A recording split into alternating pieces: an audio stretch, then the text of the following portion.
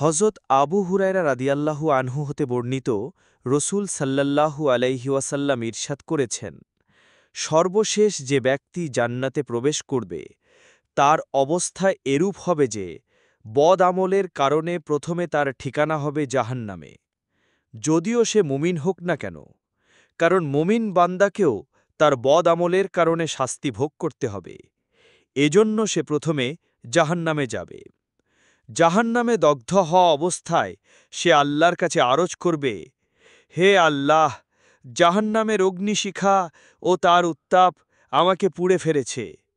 আমার প্রতি অনেক দয়া হবে যদি আপনি আমাকে ক্ষণিকের জন্য হলেও জাহান্নাম থেকে সরিয়ে পাড়ে বসিয়ে দেন, যেন অল্প সময়ের জন্যে হলেও জাহান্নামের আগুনের দহন থেকে বাঁচতে পারি।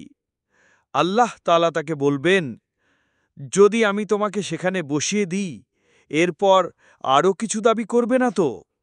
লোকটি বলবে, হে আল্লাহ, আমি ওয়াদা করছি, শুধু একবার আমাকে বের করে সেখানে বসিয়ে দিন, এরপর আমি আপনার কাছে কোনো কিছু দাবি করব না।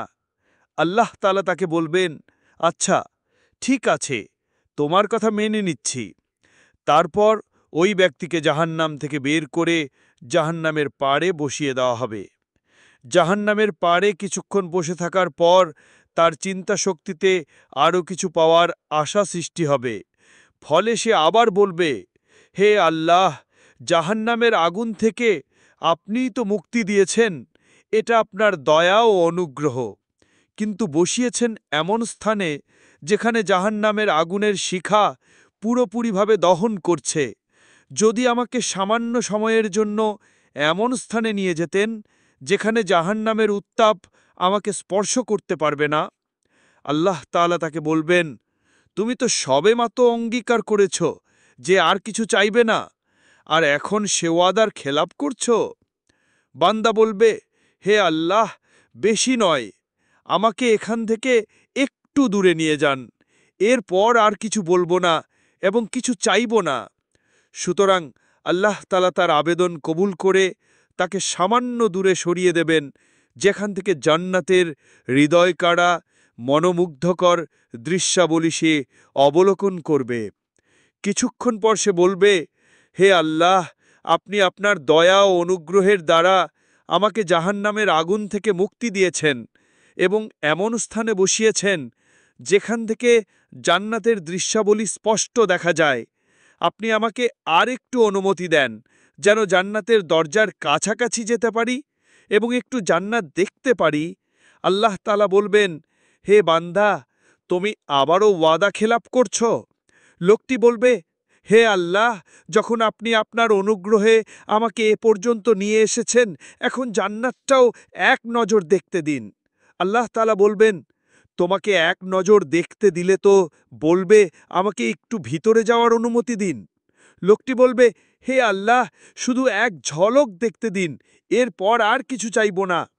তারপর আল্লাহ তাআলা তাকে এক ঝলক জান্নাত দেখার সুযোগ দেবেন, কিন্তু জান্নাতকে এক ঝলক দেখার সঙ্গে সঙ্গে সে বলে উঠবে, হে আল্লাহ, আপনি তো পরম দয়ালু ও অনুগ্রহকারী, আপনি যখন আমাকে এত দয়া করেছেন, এবার আরেকটু দয়া করুন, মেহেরবানি করে এর ভিতরেও প্রবেশ করিয়ে দিন। তখন আল্লাহ তাআলা বলবেন, দেখ, প্রথমেই তোমাকে বলেছিলাম তুমি ওয়াদা ভঙ্গ করবে, কিন্তু যখন আমার অনুগ্রহে তোমাকে এ পর্যন্ত নিয়ে এসেছি, তখন তোমাকে তার ভেতরেও প্রবেশ করাবো, সেখানেও তোমাকে পুরো পৃথিবীর সমান এলাকা দান করব। লোকটি বলবে, হে আল্লাহ, আপনি তো দয়ার সাগর, আপনি কি আমার সঙ্গে ঠাট্টা করছেন?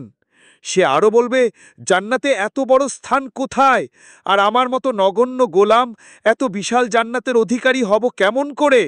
আল্লাহ তাআলা বলবেন, আমি কারো সঙ্গে ঠাট্টা করি না, বাস্তবেই আমি তোমাকে এমন জান্নাত দান করলাম।